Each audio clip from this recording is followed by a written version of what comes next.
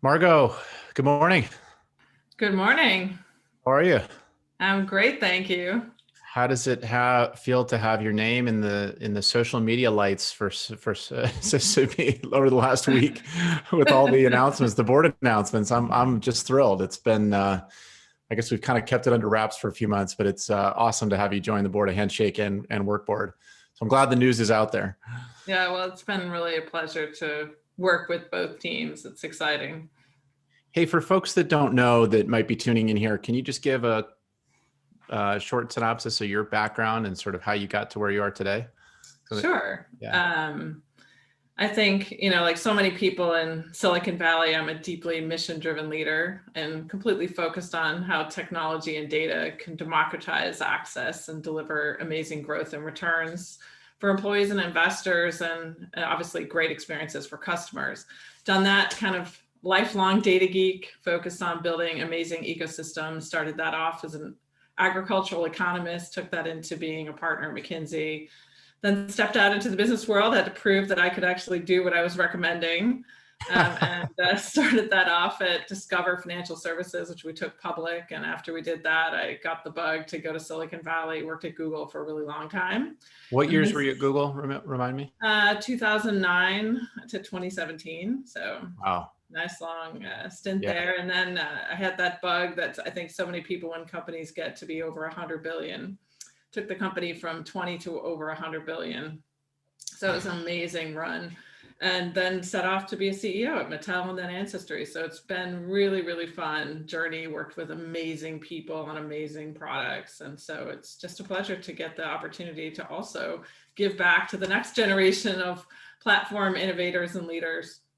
Yeah, that's all. By the way, this is my Daily Harvest smoothie. We don't have a show sponsor, but if we did, it would be Daily Harvest. Oh, there you go. We're not an investor, but I love the product. Hey, one thing that's interesting for me is, you go through that journey of increasing responsibility. Obviously, you're with one of the most successful companies of all time. Then you go to Ancestry. That was a very successful outcome.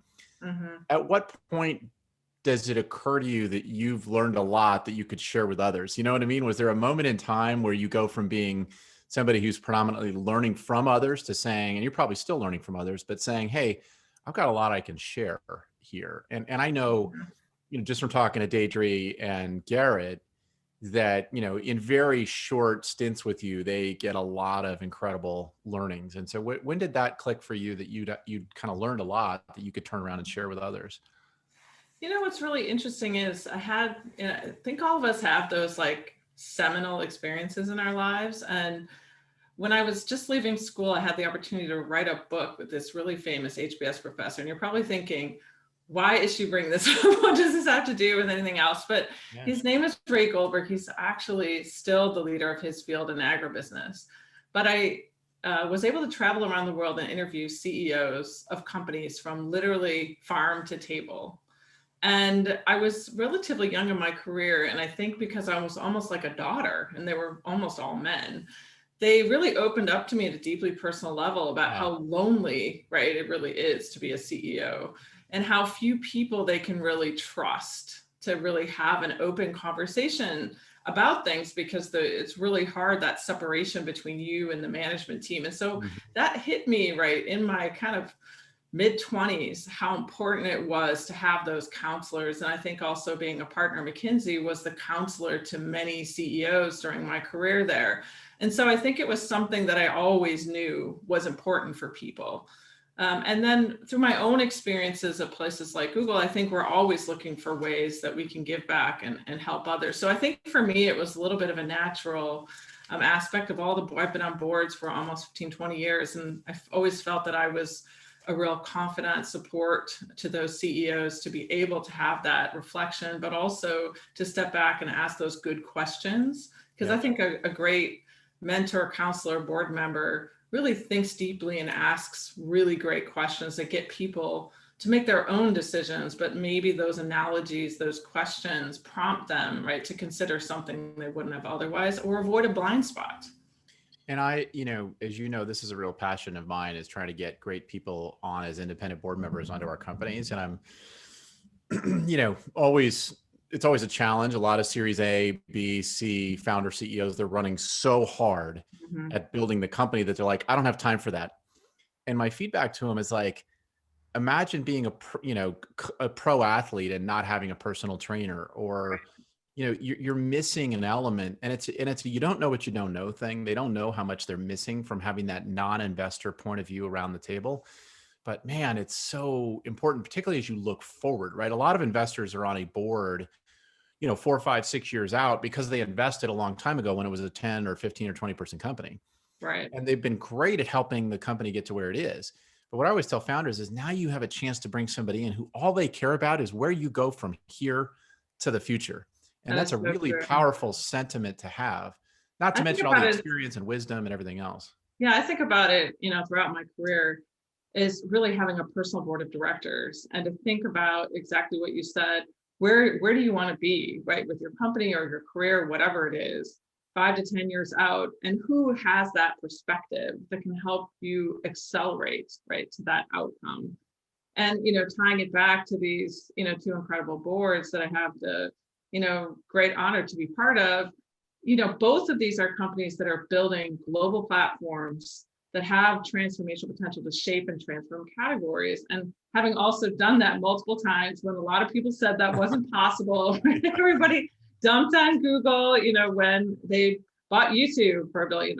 Well, look back on that. Everybody, Right. when they launched I was actually my first job there was launching the first Android phone and how to think about that. And so I think when you've seen that, when you've seen all the naysayers, when you've seen the struggle that it takes to scale from not just tens of millions to hundreds of millions and then billions, and how differently you have to think and how your organization evolves, right? There's just a lot of learning curve there that you can bring that can really help those founders accelerate. But I think it's also really important that there's a personal match.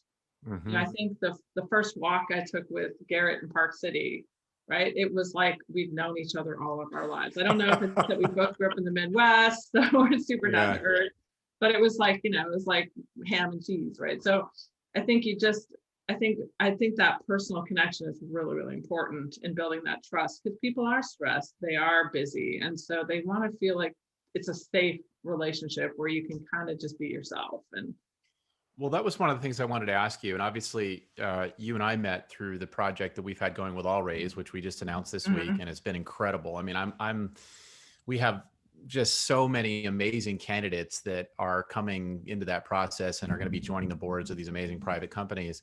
How did you, I always tell CEOs, hey, it's also a two-way street, right? It's not just you looking for a board member, it's a board member looking for something that's going to be engaging for them, it's going to be fulfilling and worthwhile.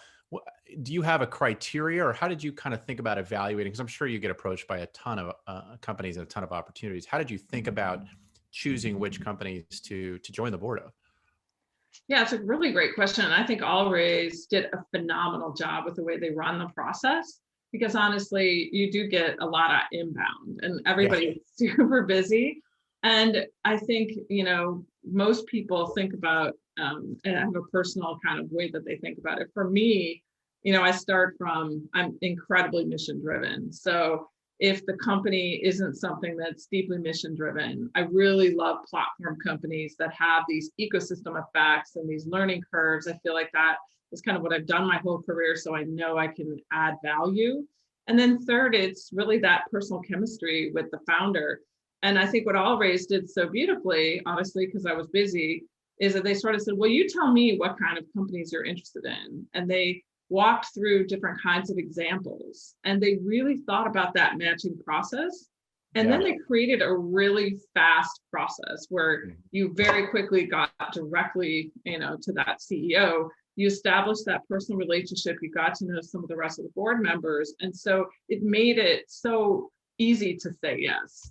And honestly, I was only considering doing one. And I remember talking to you and I ended up saying, I know. I'm just so motivated by both of these founders that I can't not be part of helping them shape these incredible platforms that can democratize access or improve the way we work. And I think that's what's important, right? If you're just as passionate about it and the people. I do think so. One of the things we really hit on as we pioneered that process over the last year was the process. And one of the things I I have a lot of founders who tell me, yeah, I'm going to network and meet people casually. And when the right person comes along, we'll add them to the board. And I'm like, you're not going to you might get lucky, but the reality is the market today for folks like you said, you get a lot of inbound. And so you want to know that you're engaging in a conversation that's meaningful, a process that's real. I think it also just, it shows a certain amount of credibility in terms of the CEO and the way they're approaching and thinking about how they're building their company, right? They've sort of formalized a process. They're taking it seriously, just like they would a search, an executive search.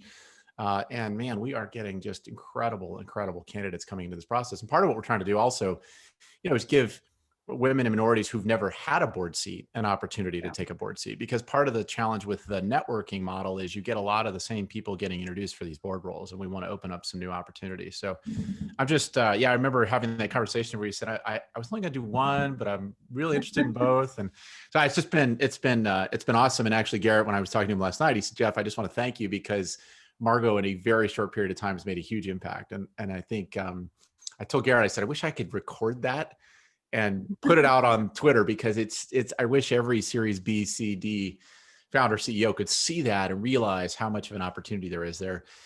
When you, how do you think about, and it's funny because you mentioned the timing. I mean, you were running Ancestry as a CEO, you were going through a major transaction, and yet you still found time to engage here. Maybe just talk about, like, how do you think about time management, and what advice do you have for founder CEOs around time management? I was just texting with a founder this morning.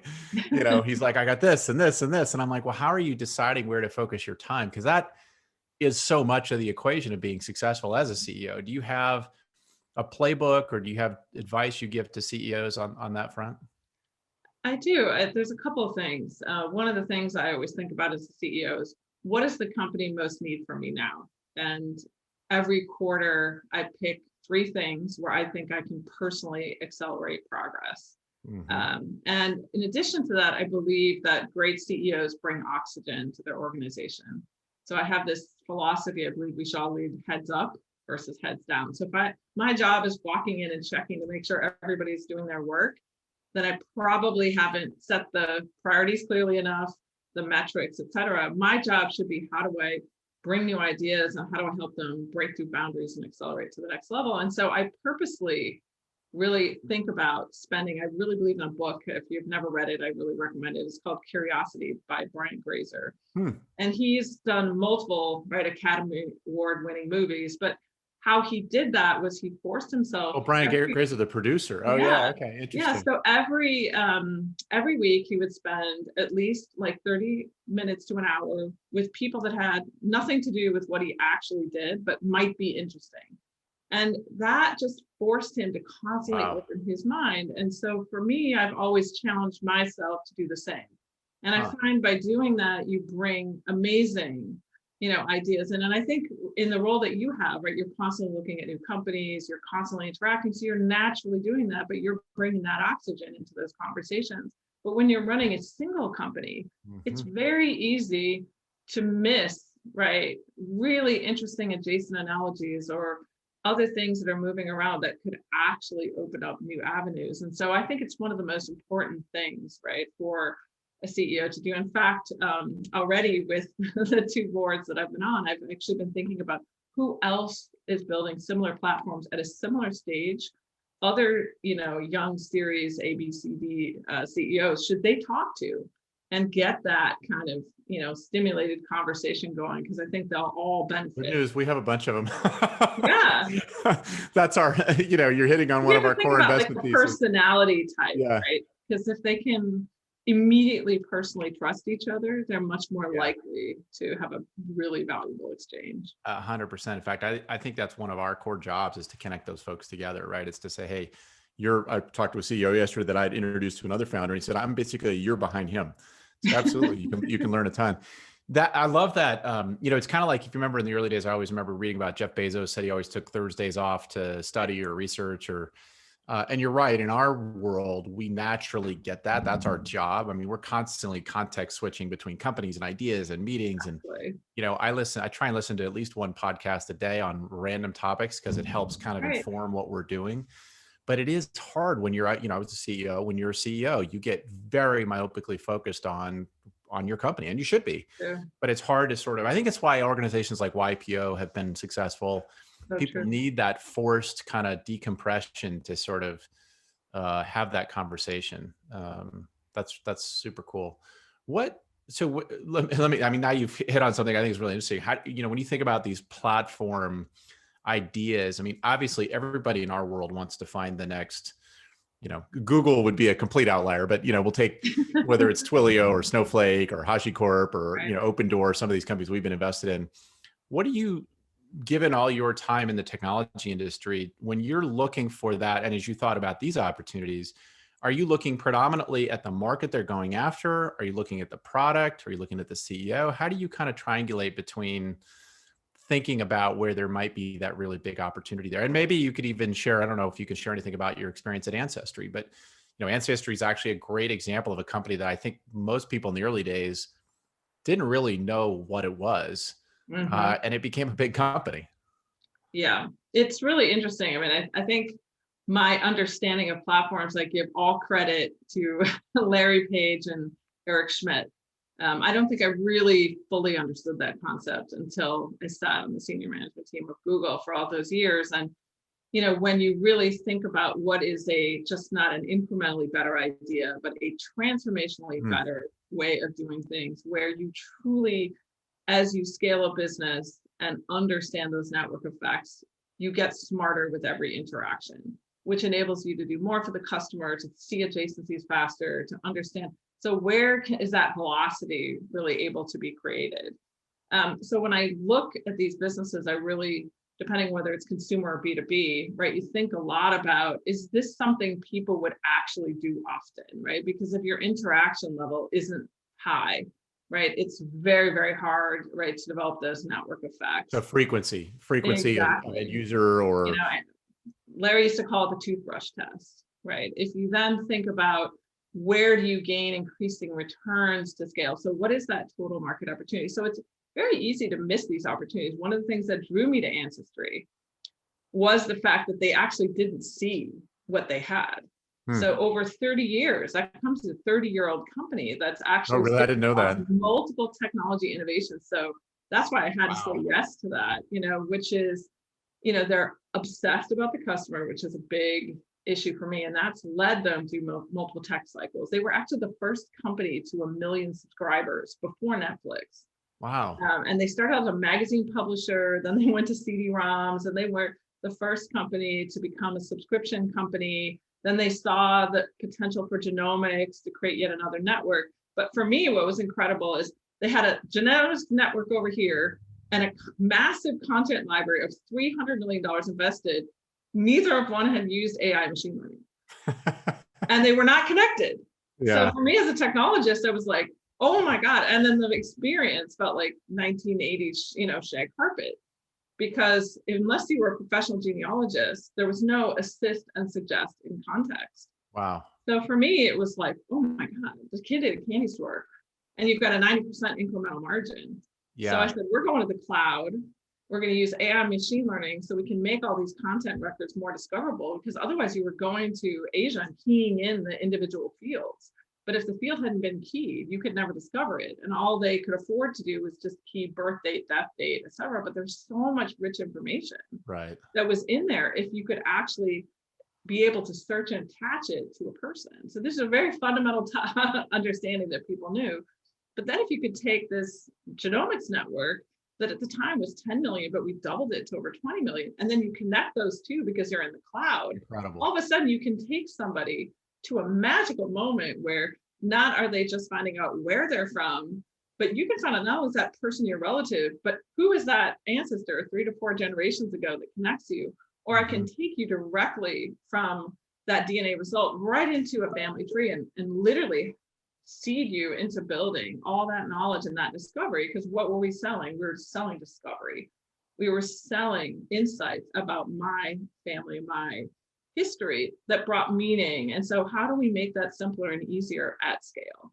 And that's what really enabled us to transform, right, the company to the next level and create truly a moat that was unassailable. Because before that, we were a record serving service. Yeah. And, and a genomics network. It's funny. It's a lot. I mean, how you thought about that opportunity is obviously a lot of how we think about our job, right? And I think about one example is a company called Poshmark. My partner Hans is on the board and led our investment there. And what he saw early on was most e-commerce companies, if you go back 5, 6, 7, 8 years ago, was all about direct acquisition of the consumer and then what's the LTV of that consumer.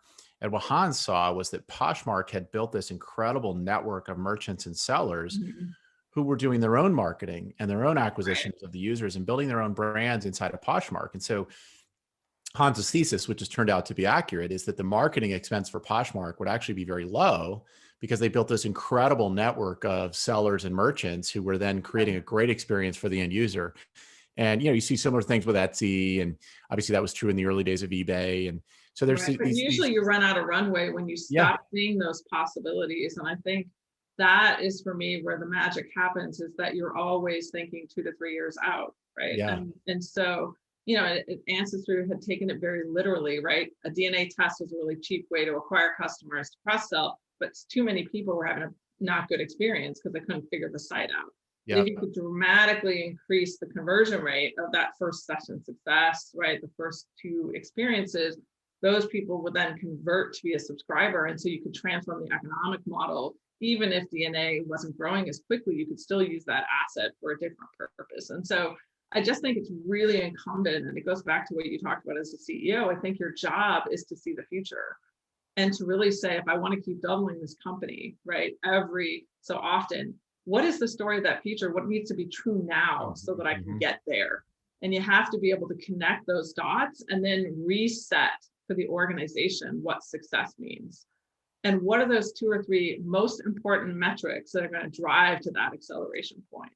And I think the really good companies are obsessed about like fine-tuning what that is and what they don't do, and what they let go. And obviously Workboard helps make that.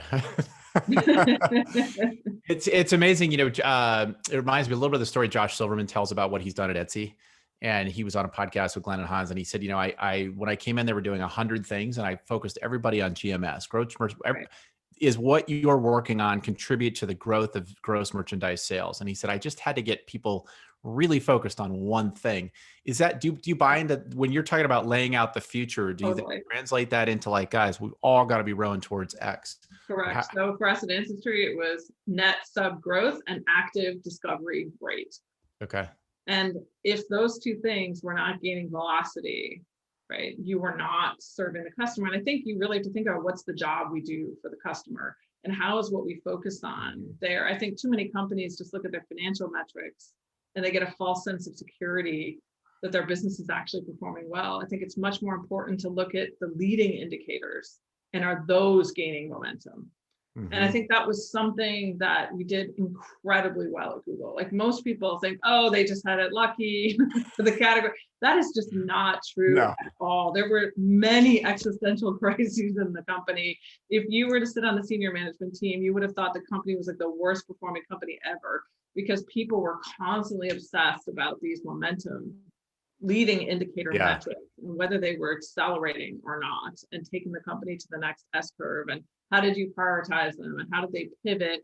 And I think that's why the company continues, right, to be the juggernaut that it is, because it keeps pivoting, right? It may not be obvious on the outside, but on the inside it is. And I think that's true for every company that's able to sustain. And I think the ones that haven't, right, that's exactly why they didn't. And Google's also done an amazing job of making long-term bets. I mean, you look at Waymo, you look at Android, like, sort of the classic innovator's dilemma scenario. I always use IBM as the case study. I mean, IBM should have owned the cloud. And yet, if you look at IBM over the last 12 years, the stock price has actually gone down. Revenue is declining because they just completely missed investing in cloud infrastructure as an opportunity. And Google, Microsoft, and Amazon obviously took that. But I think that's when you forget about the user, right? As I talked about Ancestry, why were they able to leap across multiple innovations in the category that could have wiped them out, right? Going to the cloud, being able to see the future with genomics, that would transform the access to the category. It would have been easy not to do that and not to invest in that massive infrastructure, but because they were obsessed with how do we make this easier for as many people as possible. I think Google did the same thing. They were thinking about what is the next curve to maintain the acceleration mobile was going to enable everyday usage of search, and it would transform the ability to have access, right? Yeah. Why did they care about things like pushing the envelope on broadband? You know, a lot of people thought, why are they doing that? But, you know, YouTube is 25% of the internet traffic. And if you can sustain, right, the growth of the high-speed internet, that was going to slow you down. So I think it's that, you know, we used to have, and I recommend this for every company, every quarter, you know, we would have a session where we would take, you know, a small group of us, say 30 people at the top, and we would literally attack the company. So if you were going to knock us off our path, what would you do? And you would just like literally rip the company apart. That's cool. Darts at it, and out of that would come like a couple of really important ideas like that. That, oh my God, if we lose control, why did we have to have a browser? Why did we need Android? Why did we need, right? All these secondary things came out of, wow, like that could just completely impede our ability to sustain momentum. And so I do think that's a really important piece, because when you know, the urgent can really trump the important when you're an entrepreneur, and you can miss those really important things. And so I do believe Andy Grove's Only the Paranoid Survive. Great book. Yeah. Hey, I want to shift gears.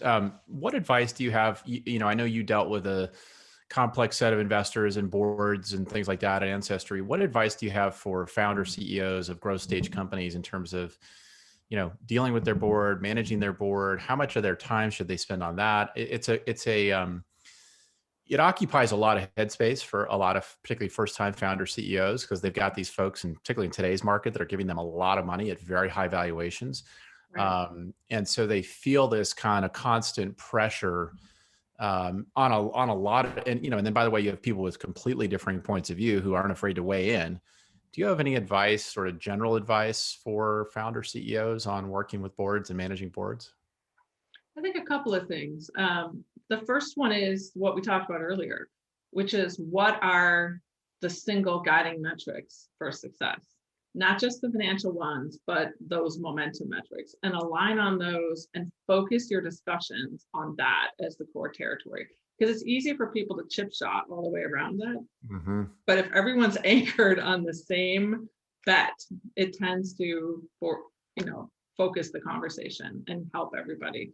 Second, as you bring people along, remember they saw 10,000 things before you saw them again. So, you know, it's connect the dots, right? Create a standard dashboard and just keep sticking with that.